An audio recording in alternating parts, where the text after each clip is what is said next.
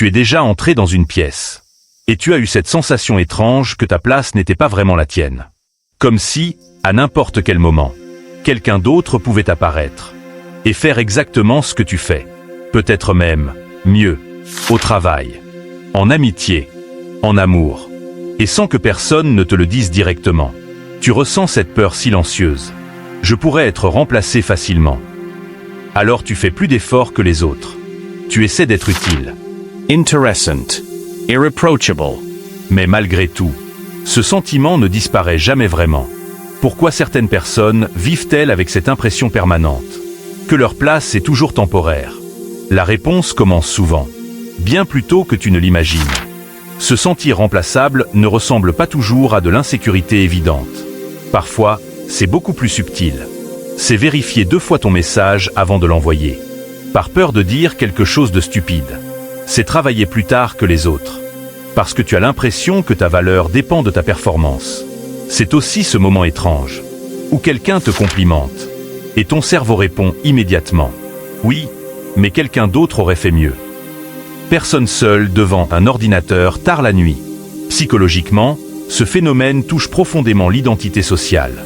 Selon la théorie de l'identité sociale, ton cerveau construit ton sentiment de valeur, en observant comment tu te situes dans un groupe.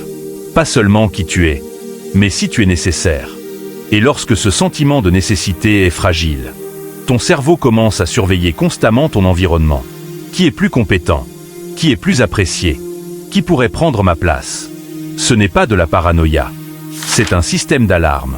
Mais la question la plus intéressante n'est pas « Pourquoi tu as peur d'être remplacé ?» La vraie question est « Pourquoi ton cerveau pense que l'appartenance doit être méritée, encore et encore ?» Pour comprendre ça, il faut regarder comment cette croyance se construit. Si tu ressens ça, il est tentant de croire qu'il y a quelque chose de cassé en toi, que tu manques simplement de confiance. Mais la psychologie raconte une histoire différente. Ce sentiment n'est pas une faiblesse. C'est souvent une adaptation intelligente. Le cerveau humain est conçu pour détecter les menaces sociales. Pendant la majorité de l'histoire humaine, être exclu du groupe signifiait quelque chose de très concret. Ne pas survivre. Donc ton cerveau a développé un système extrêmement sensible pour surveiller ton statut social. Chez certaines personnes, ce système devient simplement plus vigilant que la moyenne. Et cette vigilance commence souvent dans l'enfance. Pas forcément à cause d'un traumatisme évident, mais à cause de quelque chose de beaucoup plus discret. La comparaison constante. Imagine que ton cerveau fonctionne comme un thermostat social. Un thermostat régule la temperature. Ton cerveau régule le sentiment d'appartenance. Quand tu te sens accepté, le thermostat reste stable. Mais si ton cerveau apprend très tôt que l'acceptation dépend de la performance, le thermostat devient instable. Chaque erreur ressemble à une chute brutale de température. Dans la psychologie développementale, cela peut venir d'un phénomène appelé renforcement conditionnel. C'est lorsque l'amour, l'attention ou la reconnaissance apparaissent, surtout quand l'enfant réussit quelque chose. Tu es incroyable quand tu as de bonnes notes. Pourquoi tu ne peux pas être comme ton frère? Tu pourrais faire mieux. Même si ces phrases semblent banales, le cerveau d'un enfant construit une équation très simple. Valor equals performance. Et cette équation s'imprime profondément dans le cortex préfrontal, la zone impliquée dans l'évaluation de soi. Plus tard dans la vie, ce mécanisme crée un modèle mental automatique. Si je ne suis pas exceptionnel, je suis remplaçable. C'est ce que les psychologues appellent la croyance de valeur conditionnelle. Ton cerveau ne demande pas simplement « Est-ce que je suis accepté ?» Il demande « Est-ce que je mérite encore ma place ?» Et cette question silencieuse influence presque toutes tes décisions. Mais heureusement, ce modèle mental peut être réécrit. Voici quelques principes psychologiques qui peuvent commencer à changer ce système. Pas en forçant la confiance, mais en recalibrant la manière dont ton cerveau mesure ta valeur. Ce que faire? Commence à observer les moments où ton cerveau associe immédiatement ton erreur à ta valeur personnelle. Par exemple, tu fais une erreur au travail, et ton dialogue intérieur devient « Je suis nul ». Remplace simplement cette phrase par « C'était une erreur, pas une identité ». Pourquoi ça marche? La théorie de l'autodistanciation montre que créer une petite distance entre ton comportement et ton identité réduit l'activation émotionnelle dans l'amygdale. Ton cerveau apprend progressivement que l'échec n'est pas une menace sociale, Exemple. Au lieu de ruminer toute la soirée après une erreur professionnelle, tu notes simplement ce qui s'est passé et ce que tu ferais différemment. Rien de dramatique, juste de l'apprentissage. 2. Identifier le scanner de remplacement. Ce que faire. Observe quand ton cerveau commence à comparer automatiquement. Qui est plus talentueux, plus intelligent, plus apprécié. Ce processus s'appelle la comparaison sociale ascendante. Pourquoi ça marche? Selon la recherche en psychologie sociale, la comparaison constante active le réseau du mode par défaut, le circuit cérébral lié à la rumination. Quand tu reconnais consciemment ce processus, tu désactives en partie ce circuit. Exemple, tu entends quelqu'un recevoir un compliment. Ton cerveau pense « il est meilleur que moi ». Au lieu de suivre cette pensée, tu la nommes simplement « Comparison automatique ». Et tu la laisses passer. 3. Construire une identité multidimensionnelle. Ce que faire. Écris 5 rôles différents qui définissent ta vie. Pas seulement ton travail. Peut-être.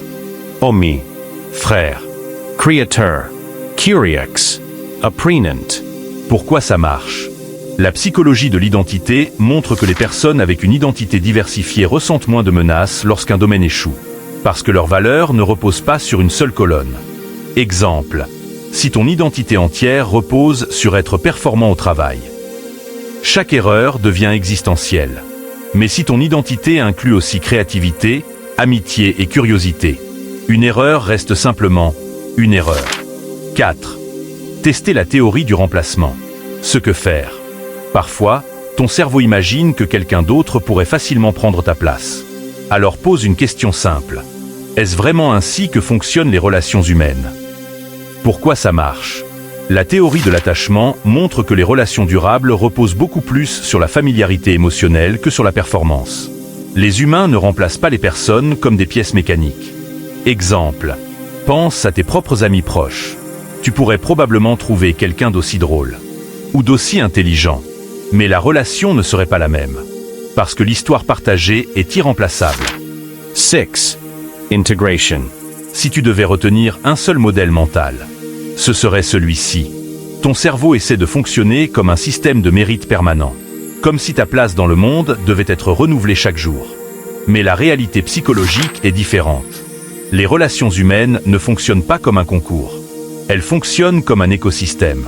Dans un écosystème, chaque élément a une valeur unique. Non pas parce qu'il est parfait, mais parce qu'il est irremplaçablement lui-même. Et ton cerveau doit parfois réapprendre cette vérité simple. Peut-être que ce sentiment de remplaçabilité t'a accompagné pendant des années, peut-être même toute ta vie. Mais comprendre ce mécanisme change quelque chose d'important. Cela montre que cette peur n'est pas une vérité. C'est simplement une ancienne stratégie mentale, qui essaie encore de te protéger. Et avec le temps, ton cerveau peut apprendre une nouvelle règle. Ta valeur ne vient pas seulement de ce que tu produis. Elle vient aussi de ta présence, de ton histoire, de la manière unique dont tu existes dans la vie des autres. Et les choses qui rendent une personne réellement irremplaçable ne sont presque jamais celles que le cerveau inquiet surveille le plus. Parfois, ce sont simplement les choses que tu fais sans même y penser. Et peut-être que la vraie question n'est pas « puis-je être remplacé ?» mais plutôt « pourquoi ai-je cru si longtemps que je devais mériter le droit d'exister parmi les autres ?»